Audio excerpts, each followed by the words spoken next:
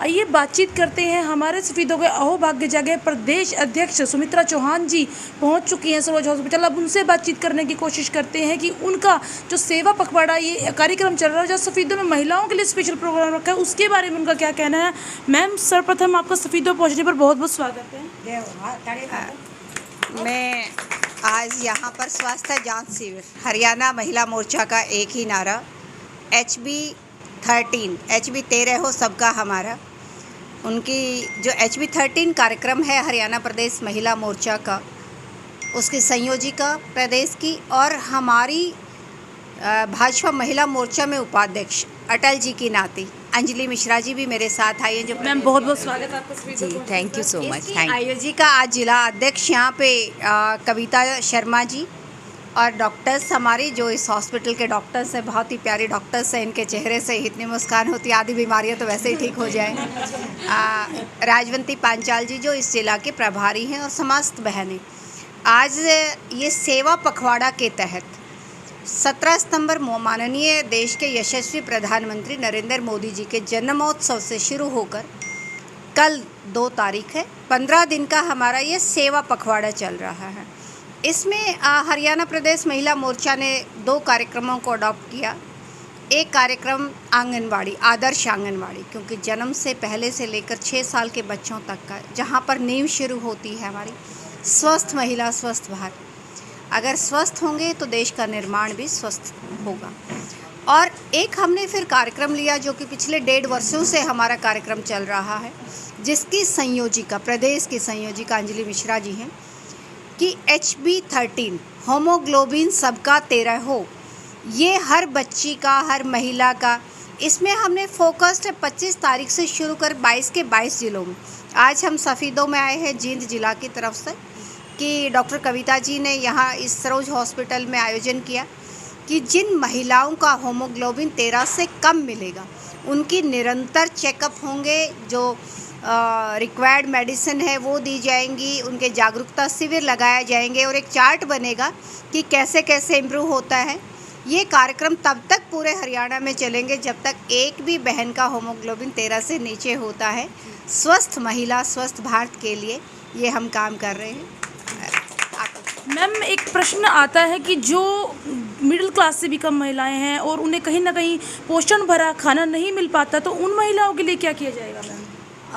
निश्चित तौर पे जिनका पोषण पूरा नहीं ले पाती हैं, हमारी किचन में सस्ते से सस्ता खाना, अगर देखें पालक सब में होती है, ऐसी हमारी किचन में चाहे कैसा भी परिवार हो सारी चीज़ें होती हैं। कुछ समय होता है जब वो गर्भवती होती हैं, एक्स्ट्रा डाइट की ज़रूरत होती है और उनके लिए सरकार देती है।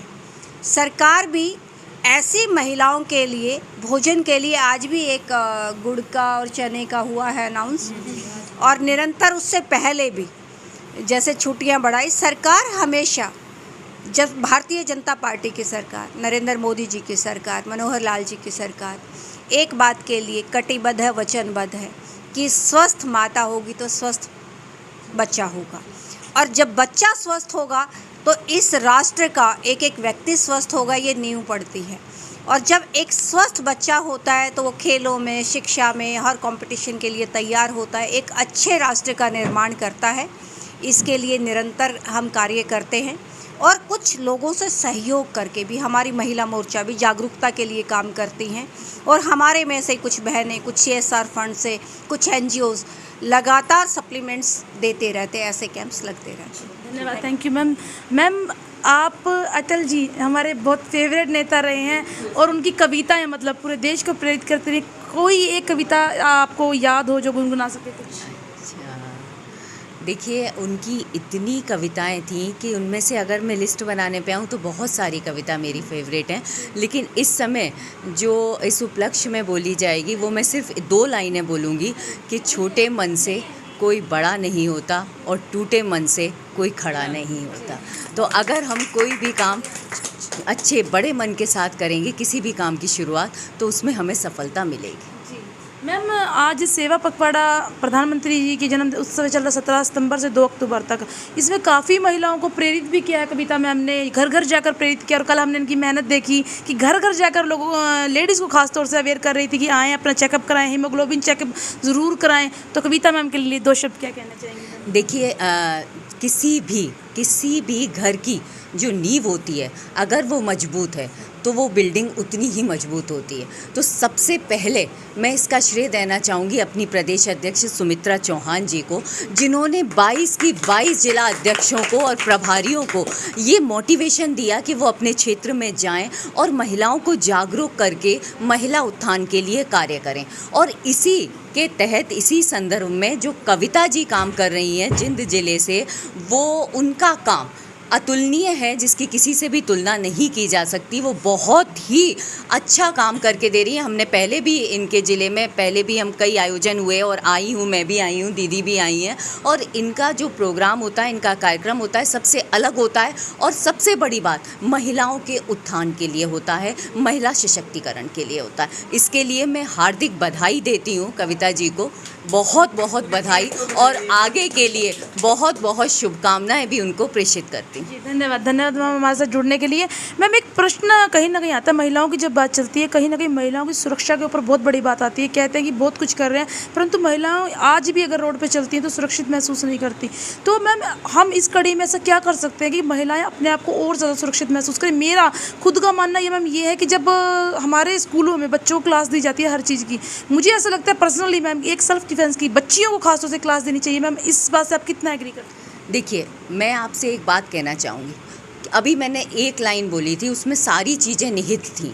आप सबसे पहले महिला को मन से मजबूत होने की ज़रूरत। जब कोई भी महिला मन से मजबूत होती है ना, तो उसका जब दिमाग से काम करेगी, मन से मजबूत होगी, तो वो अपने आप को सेल्फ़ डिफेंस कर पाएगी। और जैसा आपका कहना है कि हाँ, सेल्फ़ डिफेंस में आज हमने धीमे धीमे प्रयास कर रहे हैं। जैसे अभी हम स्वस्थ महिला, इस समय हमारा फोकस पूरा नरेंद्र भाई मोदी जी जो हमारे यशस्वी प्रधानमंत्री हैं, उनका पूरा का पूरा फोकस सिर्फ स्वस्थ महिला पर है, क्योंकि महिलाएं कहीं ना कहीं अपने स्वास्थ्य के लिए बिल्कुल जागरूक नहीं है। तो जब इसको भी अगर आप इससे को रिलेट करेंगे, जब स्वस्थ होगी महिला तो वो अपने अधिकारों की लड़ाई लड़ पाएगी, चाहे वो तन से हो, चाहे मन से हो, चाहे वो दिमाग से हो। तो कहीं ना कहीं इसको आप इससे कोरिलेट कर सकते हैं। और सेल्फ डिफेंस की जो बात की जा रही है, तो आगे इस मुद्दे को हम लेके जाएंगे, हमारी प्रदेश अध्यक्षा जी भी लेके जाएंगी कि हम लोग ट्रेनिंग शुरू करें महिलाओं को कि वो अपनी आत्मरक्षा स्वयं किस तरह से कर सकती हैं। धन्यवाद मैम इतने जुड़ने के लिए। मैम आपका भी बहुत बहुत, सुमित्रा मैम आपको भी बहुत बहुत धन्यवाद, आप हमारे साथ जुड़े और इतनी अच्छी जानकारी। धन्यवाद मैम। जानते हैं कि उनका क्या कहना है। मैम आई हैं तो उनकी कितनी खुशी जाहिर करती है, क्योंकि खुशी तो उनके फेस से जाहिर हो रही है। मैम क्या कहना चाहेंगी आप? मैं आपके माध्यम से ये कहना चाहूँगी कि हमारी जो प्रदेश अध्यक्ष बहन जी हैं, वो सच में अपने आप में ही एक प्रेरणा है। वो उनकी आवाज़ में जो बुलंद उनकी आवाज़ है कि आधी आबादी पूरा हक, और इन्होंने साथ ही हमें मजबूत बनने का भी पूरा प्रेरणा दी है। और जैसे अभी अंजलि जी जो हमारी प्रदेश की उपाध्यक्ष भी हैं और इस कार्यक्रम की प्रदेश की संयोजक भी हैं, उन्होंने भी कितनी बड़ी बात की है कि मन से मजबूत होना बहुत ज़रूरी है। और आज हम तहे दिल से धन्यवाद करते हैं जिला जींद की ओर से कि आप हमारे पास आए और हम एक बड़ा मिशन लेके चल रहे हैं। और जो आप छोटी छोटी प्रॉब्लम्स बताते हैं हमें, हम ऊपर तक उसको ज़रूर पहुंचाएंगे। और दिनों दिन हम ये चाहेंगे कि महिला मजबूती की ओर बढ़ेगी। और एक ऐसा दिन आएगा जब आप खुद ही कहेंगे, क्योंकि आप देखिए चेंजेस तो कितने आ रहे हैं। अब जैसे पिंक बसेस चल रही हैं, महिला ड्राइवर्स भी हैं, महिला ऑटो ड्राइवर्स भी हैं।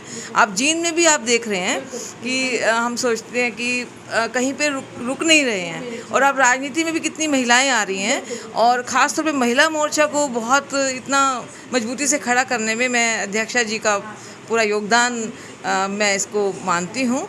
बहुत बहुत धन्यवाद मेरी तरफ से जो ये यहाँ पधारे हैं। राजवंती जी पंचाल हमारी प्रभारी जी भी लगातार हमारे लिए मनोबल बढ़ाने में कामयाब हमें बनाती हैं।